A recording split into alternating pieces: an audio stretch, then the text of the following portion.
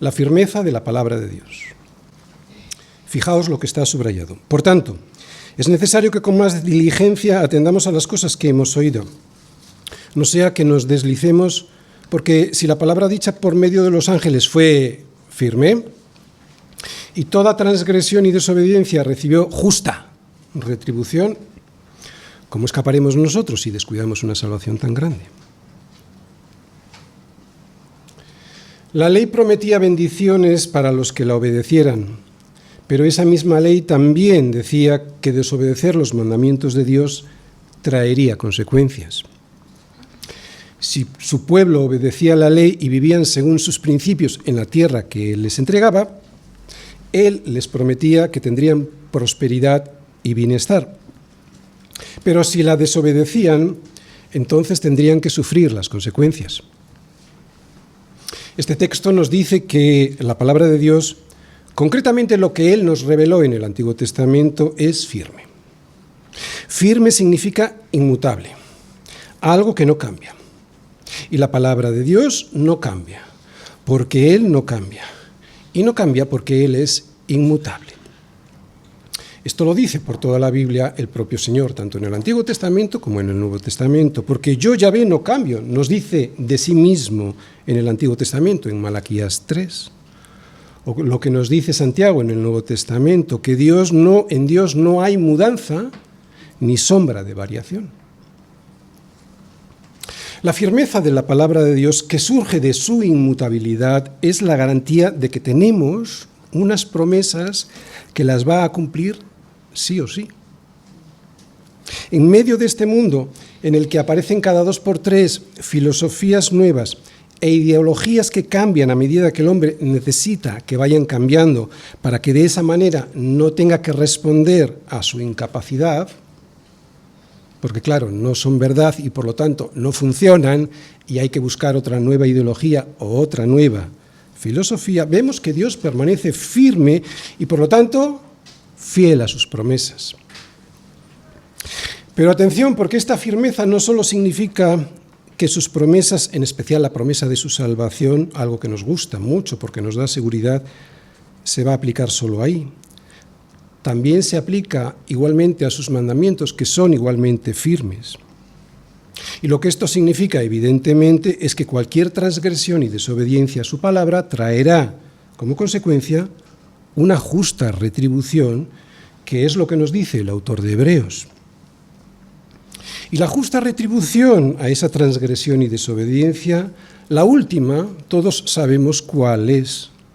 Se nos advierte de ella tanto en el Antiguo Testamento como en el Nuevo Testamento. En el Antiguo Testamento nos dice que el alma que pecare, esa morirá, Ezequiel 18, o en el Nuevo Testamento, Pablo en Romanos nos dice que la paga del pecado es muerte, Romanos 6, 23. Así que no tenemos escapatoria porque todos pecamos, o sí la tenemos. ¿Podemos escapar a pesar de haber pecado? Porque aquí el autor de Hebreos nos dice que, o parece que dice que cuando el pueblo cometía una transgresión o desobediencia, Dios siempre enviaba una justa retribución a esa transgresión o desobediencia. Vamos a explicarlo. Hay muchos ejemplos en el Antiguo Testamento y todos los conocemos, ¿vale?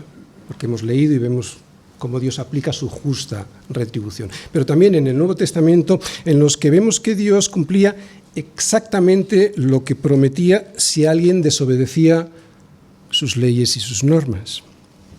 Por ejemplo, todos sabemos lo que le pasó a Uza por tocar con su mano el arca del pacto, al intentar sostenerla cuando los bueyes casi la vuelcan porque se iban tropezando. El arca iba en un carromato, los bueyes iban tropezando, el arca parecía que iba a caer y Uza toca el arca para que no se caiga. Nos parece demasiado que Dios hiera de muerte al pobre Uza cuando lo que quería es que el arca no se cayera. Pero Dios había advertido de la santidad del arca, que era la representación de su propia santidad, por eso nadie podía tocarla. Solo podían cargarla sobre sus hombros con unas varas, los levitas, concretamente los hijos de Coat. ¿Qué nos enseña esto? Esto nos enseña que no debemos adorar a Dios como bien nos parece, sino como Él nos dice, por muy buenas intenciones que tengamos.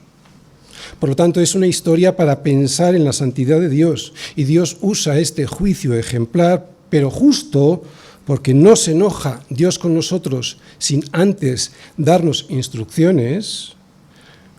Dios usa este juicio justo para enseñarnos quién es Él. En el Nuevo Testamento también encontramos otra historia no menos ejemplarizante, la de Ananías y Safira, ¿os acordáis? Que también nos parece injusta, porque decir una pequeña mentira como la que ellos dijeron parece que no merecía la muerte. Además, estos dos habían sido muy generosos con la Iglesia sin que nadie les pidiera nada. Habían dado una ofrenda y simplemente habían engañado un poquito sobre el montante.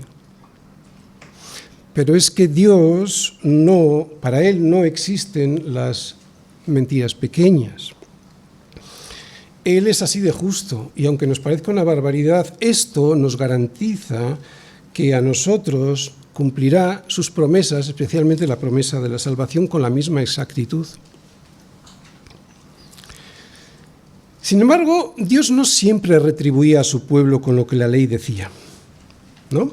La mayoría de las veces tenía paciencia y misericordia, y por supuesto la sigue teniendo con nosotros, porque si no, habríamos desaparecido todos, tanto el pueblo de Israel entonces como su iglesia hoy.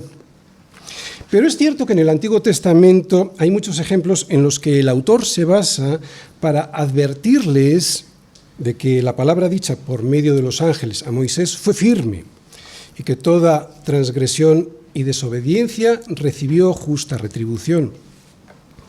Por eso dice que si antes esto era así, ¿qué no nos pasará a nosotros hoy si descuidamos una salvación tan grande? ¿Qué no nos pasará a nosotros hoy si no le hacemos caso a la palabra de Dios, enviada ya no por los ángeles a Moisés, sino por su propio Hijo? Y es que si la desobediencia a la ley traía semejante castigo, ¿qué no traería la desobediencia a la gracia? ¿A la gracia de una salvación tan grande?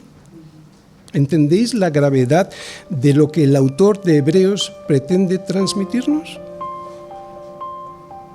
Si Dios retribuía justamente a la desobediencia a la ley, ¿qué no va a pasar a la desobediencia a la gracia?